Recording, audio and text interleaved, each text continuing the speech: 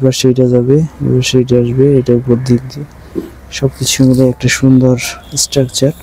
Front যদি এটা হয় তাহলে দেখুন এই পাশ থেকে একটা ব্রাঞ্চ এই পাশে গেছে, এটা উপর দিক দিয়ে।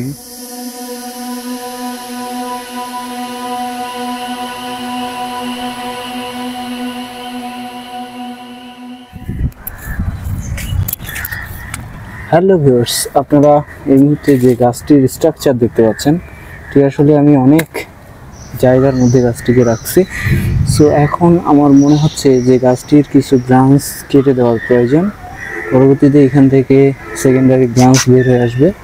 সো এখানে এই ডালটি ইতিমধ্যে একটি দুর্ঘটনাবশত অর্থাৎ হাওয়ার কারণে ডালটি এখান থেকে নষ্ট হয়ে যায়। সো এখন আমাকে কিছু ডালের কাজ করতে হবে, যা এই সেকেন্ডারি কাজ, অর্থাৎ এইগুলা কিন্তু প্রথম স্টেপ।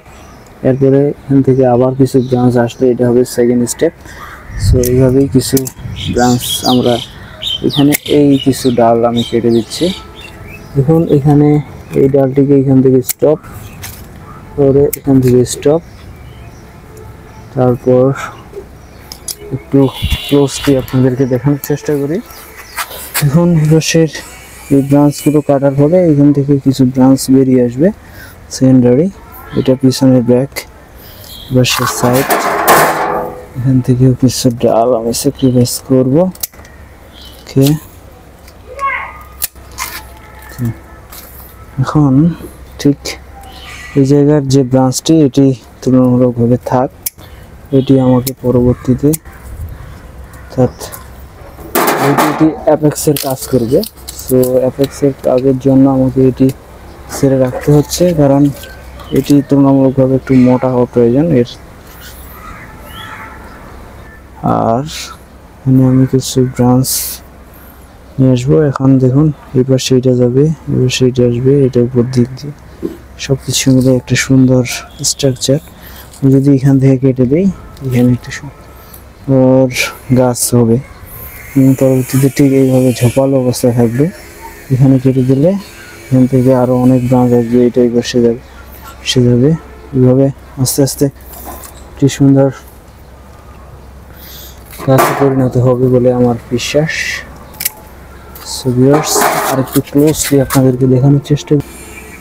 আমার গাছের ফ্রন্ট যদি এটা হয় তাহলে দেখুন এই পাশ থেকে একটা ব্রাঞ্চ এই পাশে গেছে, এটা উপর দিক দিয়ে।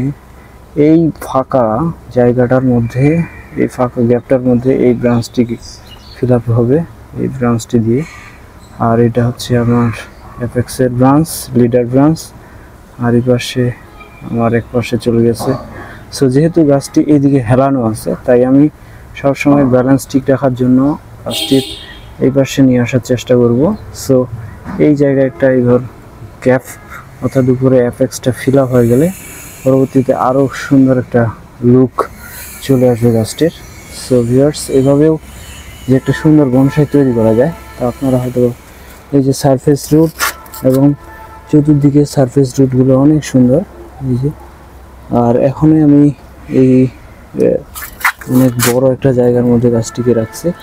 সো এখন আর কোনো কাজ করার প্রয়োজন নেই, শুধু এখন কাটিং অ্যান্ড গ্রোয়িং পদ্ধতিতে গাছটিকে, আর যেখানে ওয়্যারের প্রয়োজন হবে সেখানে আমি ওয়্যারিং করে জাস্ট একটা লুক দেওয়ার চেষ্টা করব।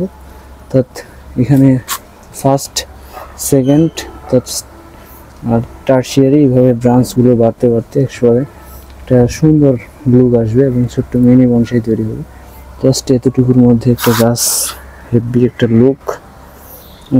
ভিউয়ার্স, আজ এ পর্যন্তই। আবার দেখা হবে নতুন কোনো আইডিয়া নিয়ে, নতুন কোনো গাছ নিয়ে।